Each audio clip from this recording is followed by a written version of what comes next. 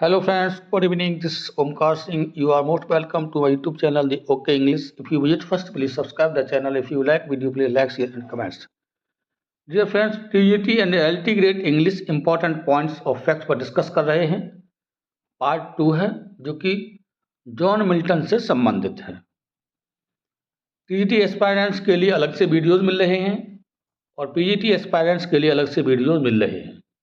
PGT में PV शैली इस समय प्रगति पर है, जबकि TGT में हम जॉन मिल्टन का आज पार्ट 2 डिस्कस करेंगे। बहुत ही महत्वपूर्ण पार्ट्स हैं, मेहनत करते ही लगे रहिए।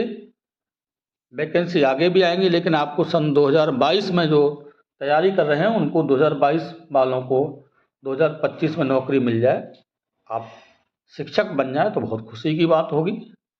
बड़े महत्वपूर्ण चैप्टर्स हम डिस्कस कर रहे हैं, वही पॉइंट्स ले रहे हैं जो परीक्षा में आएंगे। बकवास की ज़रूरत नहीं करेंगे, लेकिन आप लोग सहयोग नहीं कर रहे हैं बिल्कुल भी हमारा। वैसे निःशुल्क दी ओके इंग्लिश आपके लिए प्रोवाइड कर रहा है वीडियोस, आपकी भावनाओं की कदर कर रहा है, लेकिन आप लोग कोई सहयोग नहीं कर रहे हैं, कमेंट नहीं करते हैं, वीडियो को शेयर नहीं कर रहे हैं। आप प्लीज़ करिए, आपसे निवेदन कर रहे हैं। शेयर करने में, अपने साथियों को बताने में या कमेंट करने में कुछ जाता नहीं है, प्रोत्साहन मिलता है, वीडियो हाईलाइट होता है तो और अच्छे वीडियो बनाने का मन करता है।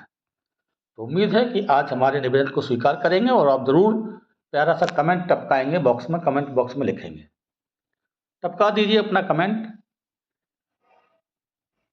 चलिए पहला पॉइंट डिस्कस करेंगे आज। His epitaphs on the death of Thomas Hobson. While at Cambridge, he wrote some of his well-known shorter English poems, including On the Morning of Christ's Nativity, Epitaph on the Admirable Dramatic Poet W. Shakespeare, अर्थात William Shakespeare. His first poem to appear in print, El Allegro and Il Penseroso.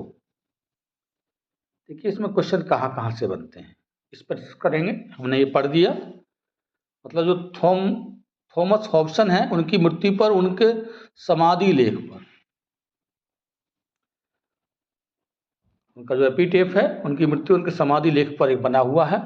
उन्होंने Cambridge में रहते हुए अपनी कुछ प्रसिद्ध छोटी अंग्रेजी कविताएं लिखी, जिनमें on the morning of Christ nativity है, जो उस समय उन्होंने लिखी थी।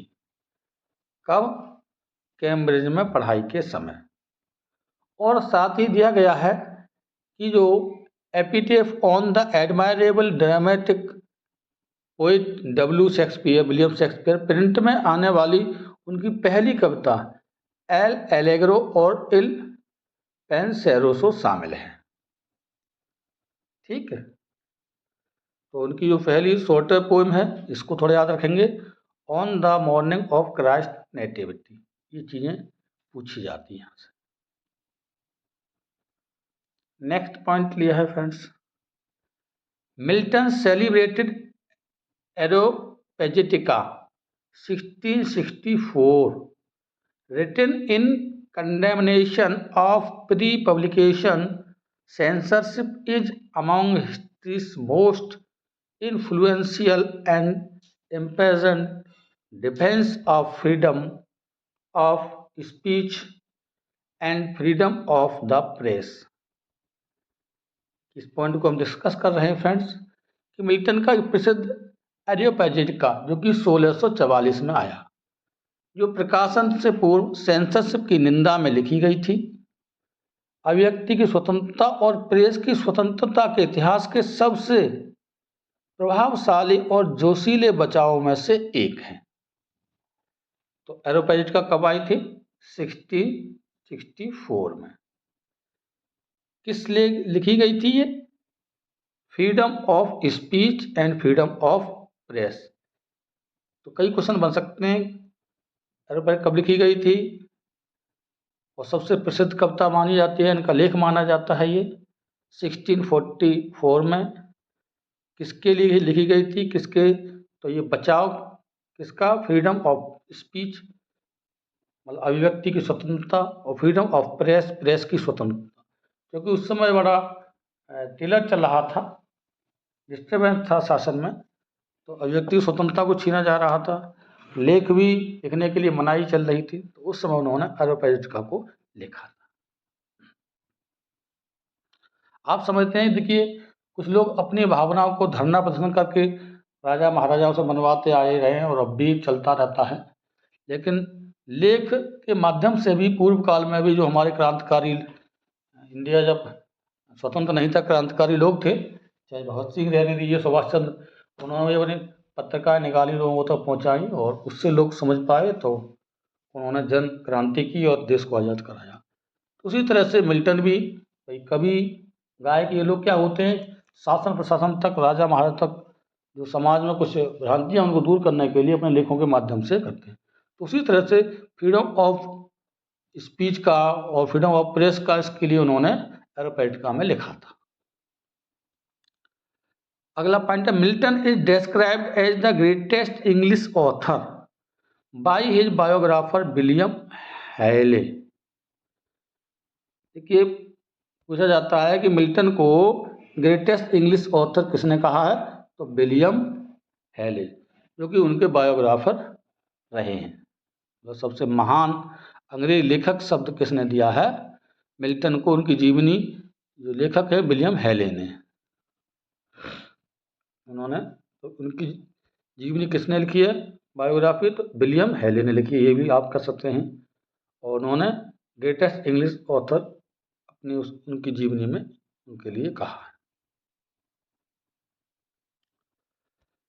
In one of his books Samuel Johnson praised him for having the power of displaying the vast, illuminating the splendid, enforcing the awful, darkening the gloomy, and aggravating the dreadful।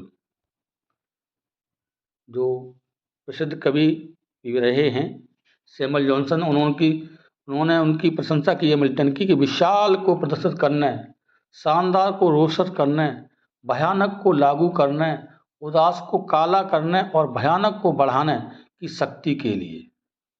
उन्होंने उनके बारे में उनकी प्रशंसा ये कि वास्तव में ऐसा व्यक्तित्व उनका था। ये क्वेट दे दिया जाता है कभी कभी, किसने की दिया है, सैमुअल जॉनसन ने लिखा है अपनी किताब में, और किसके बारे में लिखा है, तो ये मिल्टन के बारे में उन्होंने प्रशंसा की है। क्वेट को थोड़ा ध्यान रखना, कुछ शब्दों को आप पहचान सकते हैं तो उससे आसानी से क्वेट को पहचान लें।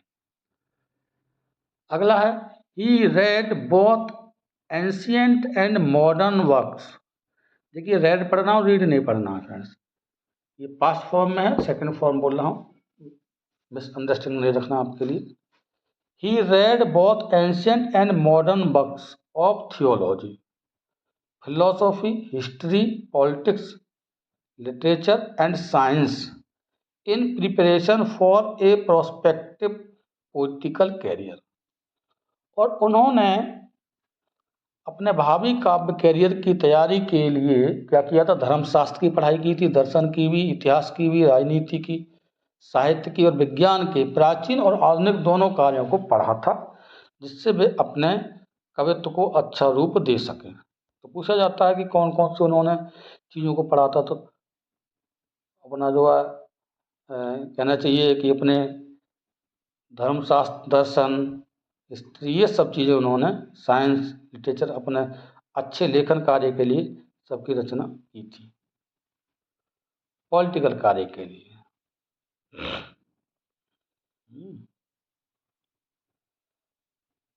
ये सब चीज़ें उन्होंने पढ़ा था।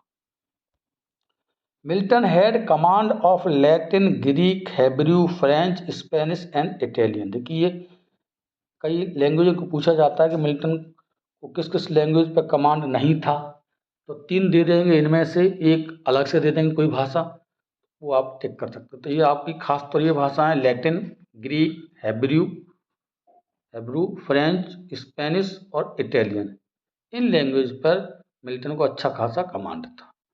From his school and under graduate days He also added Old English to his linguistic repertoire in the 1615s while researching his history of Britain, and probably acquired proficiency in Dutch soon after.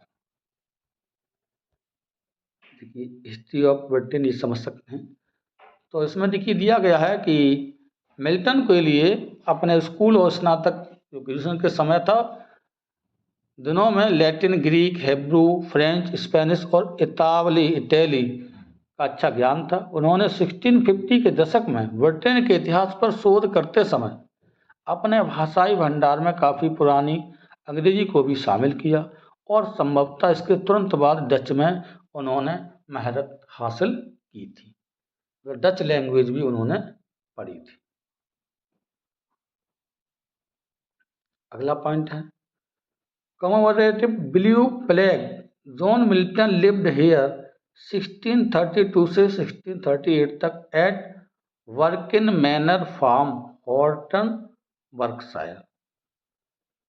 बर्किन manor farm, Horton, Berkshire में जो आपका एक blue plague यहाँ के John Milton 1632 से 1638 में रहते थे। तो ये पूछा जाता कि 1632-1638 के टाइम पीरियड में कहाँ रहे थे, तो वर्किन मैनर फार्म, हॉर्टन और बर्कशायर में उन्होंने अपने आप को वहाँ रखा था। Milton continued to write poetry during this period of study. His Arcades and Comus were both commissioned for masques composed for noble patrons, connections of the Azerton family, and performed in 1602 and 1604 respectively। देखिए ये यहाँ से भी question मिल सकते हैं आपके लिए कि मिल्टन ने अध्ययन की इस अवधि के दौरान कविता लिखना जारी रखा था।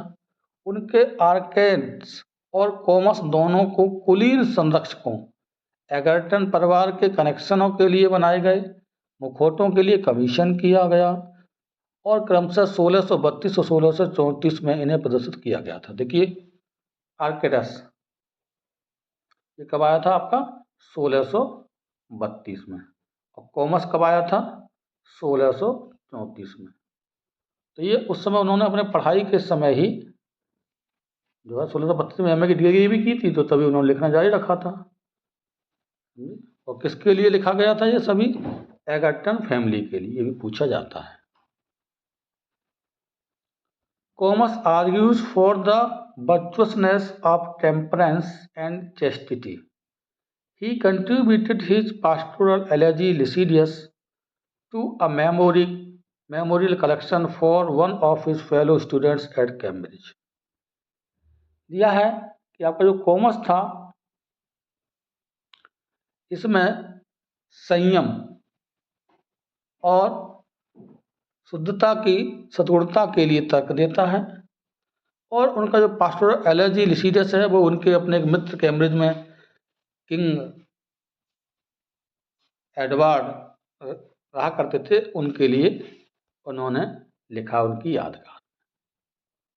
तो कॉमस किसके लिए? टेम्परेंस एंड चेस्टिटी के लिए मतलब लिखा गया, उसका प्रतीक है कॉमस। और पास्टोरल एलेजी लिसिडस किसके लिए लिखी गई है? जो उनके फ्रेंड थे कैम्ब्रिज में, इनका नाम था एडवर्ड किंग। क्या नाम था? Edward King. अगला है drafts of these poems are preserved in Milton's poetry notebook known as the Trinity manuscript because it is now kept at Trinity College Cambridge. It was Charles Mason who made the extraordinary discovery in the library of Trinity College of a packet of Trinity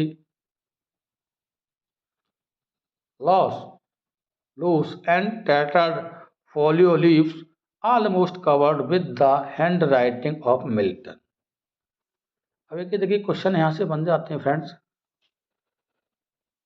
कि जो इन कविताओं के मसौदे Milton की कविता notebook में सुरक्षित हैं। जो कविताएं हैं उनकी नोटबुक में सुरक्षित है, जिन्हें ट्रिनिटी पांडुलिपि के नाम से जाना जाता है। किस नाम से जाना जाता है? ट्रिनिटी मैन्युस्क्रिप्ट के नाम से जाना जाता है। बोला जाता है कि जो ड्राफ्टिंग जो है उनकी हाथ की जो कविताएं हैं सुरक्षित रखी गई हैं उनकी नोटबुक में। किस नाम से जाना जाता है? तो ट्रिनिटी मैन्युस्क्रिप्ट के नाम से जाना जाता है। और ये भी कहा गया है क्योंकि ये अब ट्रिनिटी कॉलेज कैम्ब्रिज में रखी गई हैं। ये चार्ल्स मैसन ही थे जिन्होंने ट्रिनिटी कॉलेज की लाइब्रेरी में 30 ढीले और फटे हुए फोलियो पन्नों के पैकेट की असाधारण खोज की थी जो लगभग मिल्टन की लिखावट से ढके हुए थे। तो वो कौन थे? किसने खोज की थी? कैम्ब्रिज यूनिवर्सिटी में जो ट्रिनिटी कॉलेज है वहाँ रखे हुए इनके, तो वो तो चार्ल्स मैसन इन्होंने इसको डिस्कवर किया था कि ये मिल्टन के हाथ से ही ये लिखे हुए नोट्स हैं। तो ये क्वेश्चन किसने डिस्कवर किया था? डिस्कवरी खोज की थी तो चार्ल्स मैसन आएगा। और उनको लिखी हुई जो कविताएं थी हाथ से लिखी उनको क्या कहा जाता है? ट्रिनिटी मैन्युस्क्रिप्ट नाम से जाना जाता है। 2 क्वेश्चन यहाँ से मिल सकते हैं। Next, it is thought that Mason recognized the nature of this material around 1735. तो मैसन ने कब इसके लिए सामग्री को पहचाना था? तो 1735 में पहचाना था। और and the loose leaf sheets were bound for the first time 1736। जो ढीले मीले पन्नों में रखी हुई थी उनको कब टाइट किया गया था? पहली बार 1736 में। देखिए 1735 में मैसन ने इनको रिकॉग्नाइज किया था। और जो ढीला ढाला रखे हुए थे लेख उनको कब टाइट किया गया था? पहली बार 1736। एक क्वेश्चन यहाँ से बन सकता है, एक क्वेश्चन आपका यहाँ से बन सकता है। The Trinity manuscripts has been described as the chief treasure of Trinity library. अब देखिए ये भी पूछा जाता है ट्रिनिटी मैनस्क्रिप्ट को क्या माना गया है? The chief treasure of Trinity library. मतलब क्या माना गया है? ट्रिनिटी मैनस्क्रिप्ट को the chief treasure of Trinity library माना गया है। पूछा जाता है Trinity chief treasure of Trinity library किसको माना गया है? तो ट्रिनिटी मैनस्क्रिप्ट को माना गया है। या ट्रिनिटी मैनस्क्रिप्ट को क्या माना गया है? The chief treasure of Trinity library. इसी तरह से पूछा जा सकता है। इन May 1638, accompanied by a manservant, Milton embarked upon a tour of France and Italy for 15 months that lasted until July और अगस्त 1639। यहाँ से भी क्वेश्चन बनने की संभावना इस तरह बनती है। मई 1638 में एक नौकर के साथ मिल्टन 15 महीने के लिए फ्रांस और इटली के दौरे पर निकले, जो जुलाई या अगस्त 1639 तक उनका दौरा चला था। तो फ्रांस और इटली में कब निकले थे? 1638 में टूर पर। कितने समय रहे थे? 15 माह तक इनका ये वहाँ टूर रहा था। और कब तक चला था?